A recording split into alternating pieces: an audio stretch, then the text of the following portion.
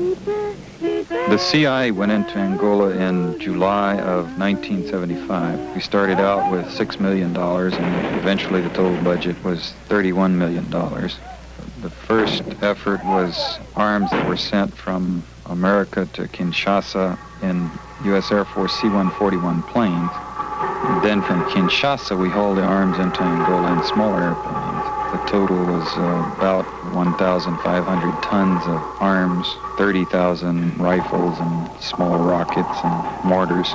Our funds and arms were going to two of the three Angola factions. One of them headed up by Holden Roberto, who had had a relationship with us for about 15 years, and to Savimbi, who had not been well known by the CIA.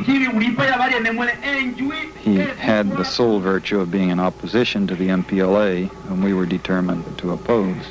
President Mobutu of Zaire wanted this program. We bribed him.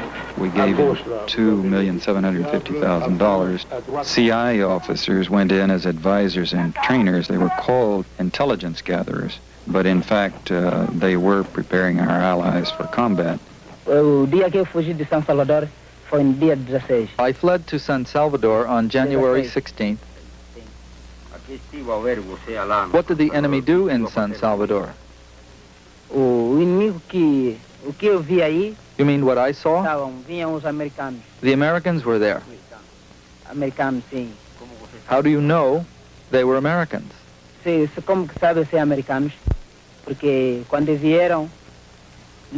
the villagers saw them with their own eyes, they saw they were Americans. There were 20 Americans. These Americans, what did they look like? Were they white? Were they black? Describe them. They were your color, comrade. They were not black. They had chestnut eyes. You know, whites. There were not enough CIA advisors to make a great deal of difference, however, and we hired European mercenaries, and we tried to hire white Angolan refugees to go back in as mercenaries fighting on our side.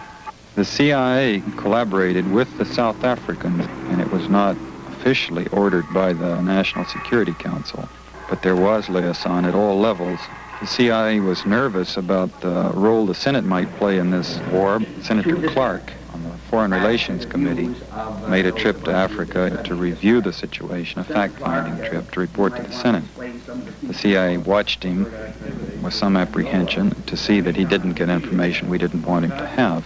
The Senate, led by Senator Clark, shut down the Angola program in December of '75.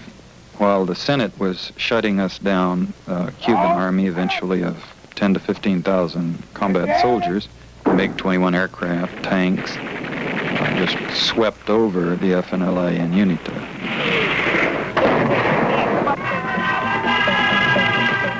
And we lost decisively. A victory that will change the course of African history. The victory of the heroic people of Angola.